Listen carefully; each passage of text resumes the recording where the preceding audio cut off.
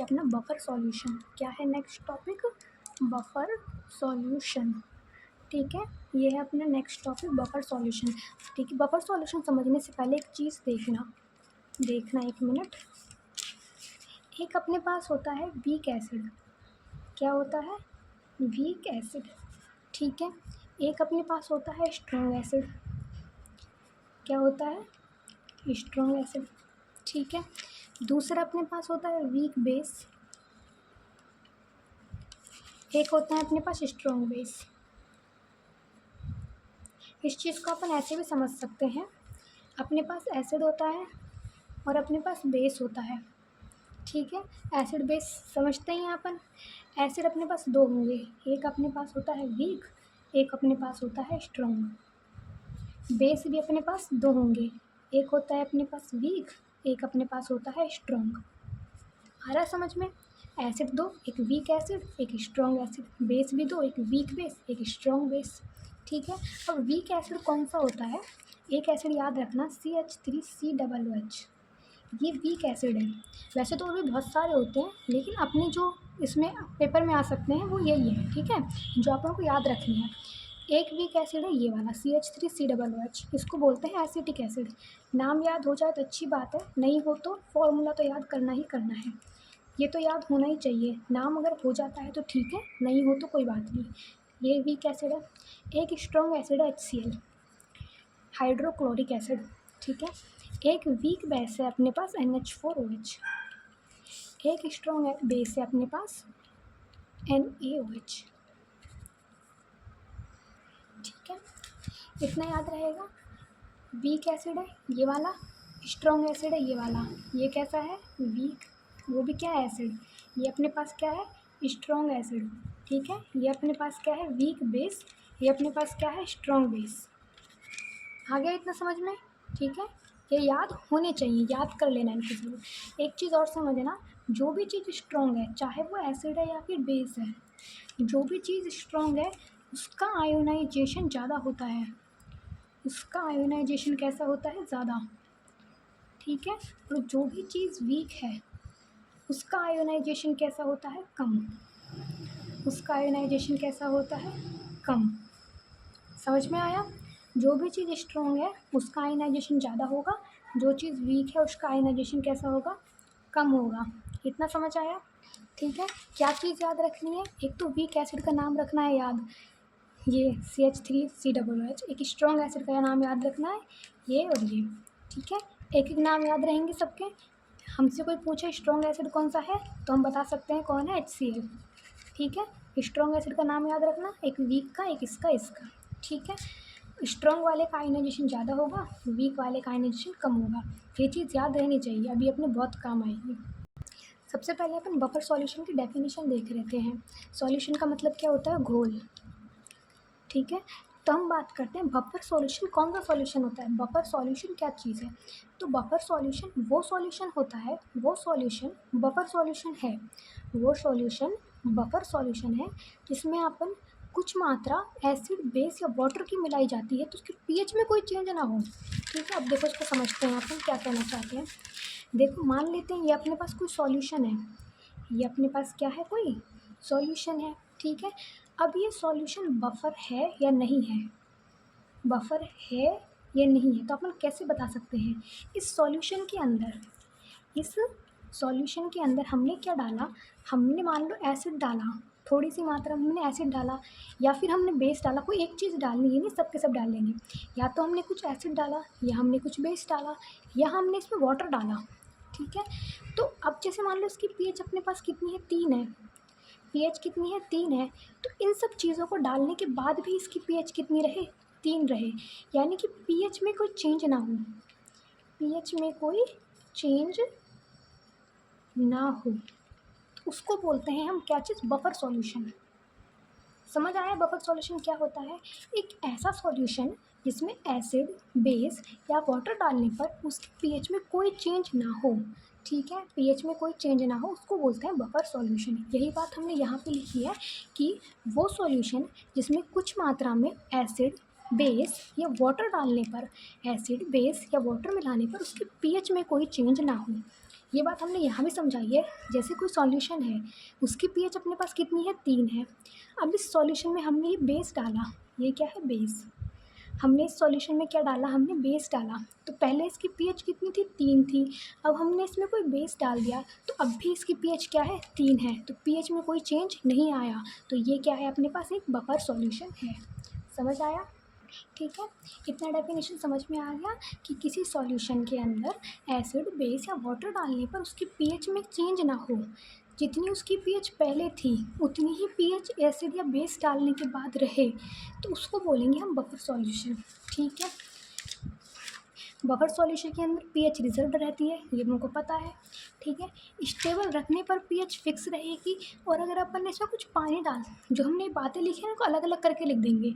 सबसे पहले हमने लिखा अगर वाटर मिलाएंगे तो भी पीएच अपने पास फिक्स रहेगी, एसिड मिलाएंगे तो भी पीएच फिक्स रहेगी। तो वो बात अपन ने 2 बार लिख दी, इसमें एक बार डेफिनेशन में लिख दी है कि एसिड, बेस या वाटर मिलाने पर पीएच में कोई चेंज नहीं होगा।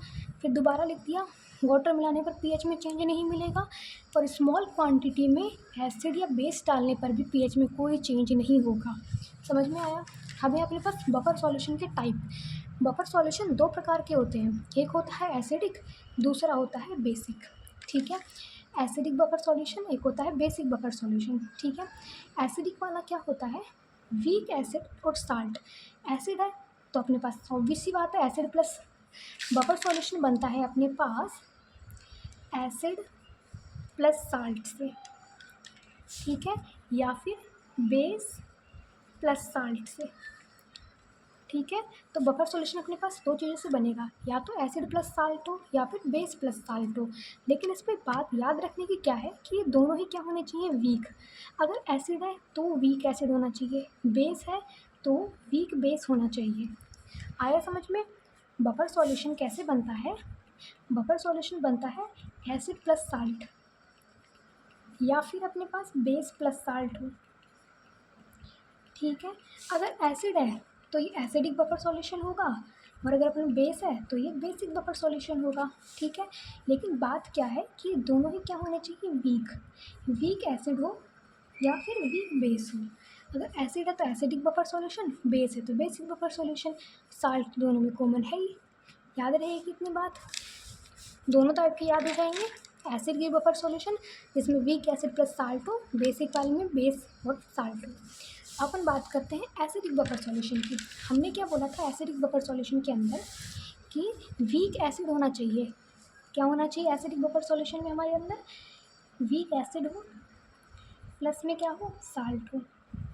ठीक है, तो वीक एसिड याद करवाए थे ना, ये रहे। वीक एसिड कौन सा होता है, ये CH3COOH एक वीक एसिड है। तो वीक एसिड की जगह क्या लिख देंगे, CH3COOH।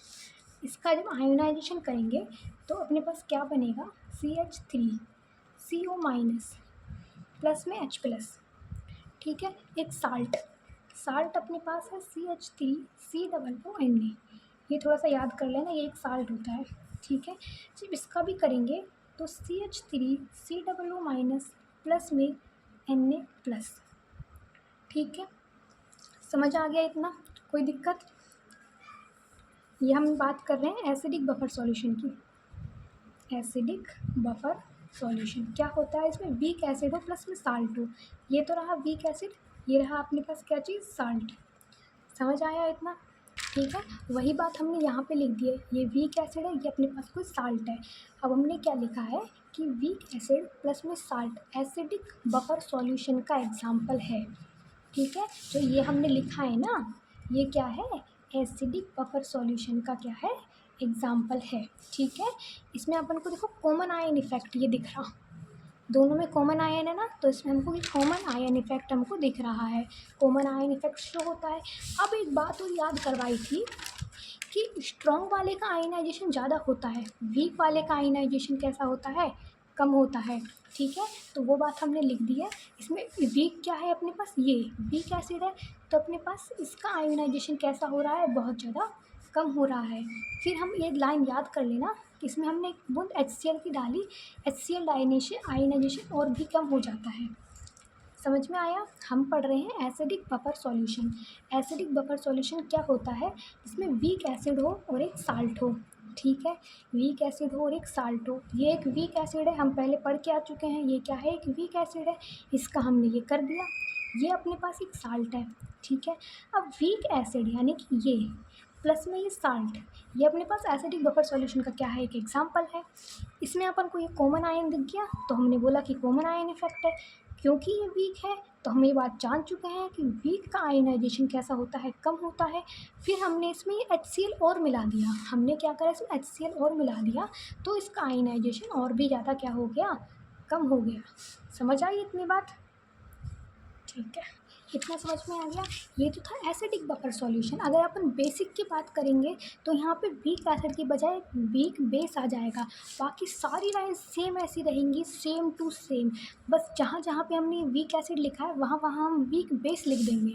देखो जैसे कि अपने पास ये रहा, ये रहा अपने पास बेसिक बफर सॉल्यूशन। वहाँ पे यहाँ पे ये रहा, देखो क्या है, ये वीक बेस है, वहाँ पे वीक एसिड था, ये अपने पास वीक बेस है, ये इसका अपने पास साल्ट है, ठीक है। बाकी सारी लाइन एक जैसी हैं। ये अपने पास वीक है तो इसका आयनाइजेशन भी क्या हो रहा है, बहुत ज़्यादा कम हो रहा है, ठीक है।